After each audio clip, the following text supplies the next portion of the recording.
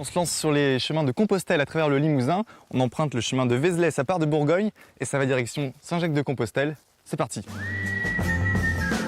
Pour partir du bon pied, un couple de pèlerins nous conte leur expérience des chemins. Et quelle expérience! 18 000 km au compteur en 12 ans. Leur premier pèlerinage, c'était la voie limousine. Notre meilleur chemin, ça a été le premier, parce que c'est toujours l'inconnu. Et le fait d'arriver à Saint-Jacques, c'est vraiment ça ne se raconte pas, ça se vit.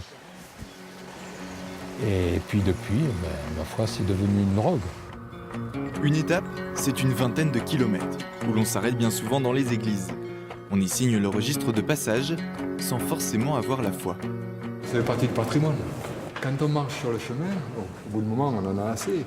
On voit le clocher là-bas. Et c'est le clocher qui nous attire. Et ça aide. Après avoir fait des provisions en ville, ils retrouvent le gîte et la maîtresse des lieux, toujours bien affairée. Alors, je vais prendre votre nom. Ça appelle tous les jours, ça vient à l'improviste, à n'importe quelle heure. Chez Claudine, c'est un petit peu l'auberge espagnole. Bien avant d'atteindre l'Espagne, 7 jours sur 7. Tous les matins, nous prenons le chemin.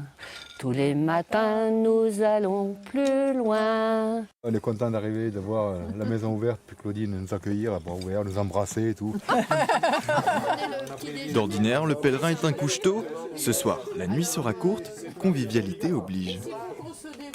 La nuit était belle? Très bonne, très bonne, ça s'est très bien passé. Ouais, on a bien dormi, puis là on s'est réveillé à 5h30 et puis voilà, on s'en va. C'est un plaisir de marcher le matin. Au fur et à mesure de la journée, il y a la fatigue, il y a la chaleur, ça devient plus difficile. Le soir, il nous tarde d'arriver.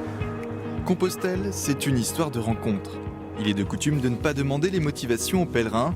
Un défi sportif, une quête de sens ou simplement se vider la tête. On regarde, on observe, on écoute.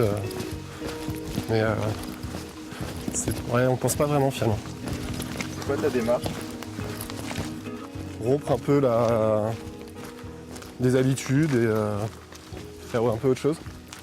Pour d'autres, cheminer est un moyen de se rapprocher de la nature, jusqu'à y dormir tous les soirs. Mes projets, vivre carrément dans la nature. En tant qu'ermite, on pourrait dire. Nous arrivons à Saint-Léonard-de-Noblat, au lieu du pèlerinage en Limousin.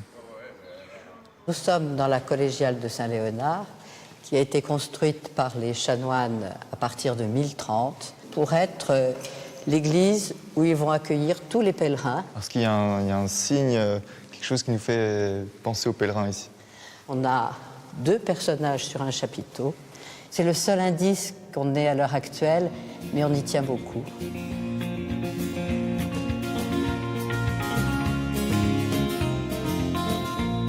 On quitte Limoges, dernière étape de notre traversée du Limousin sur le chemin de Compostelle. Quant à moi, je vais en Dordogne. Bon chemin!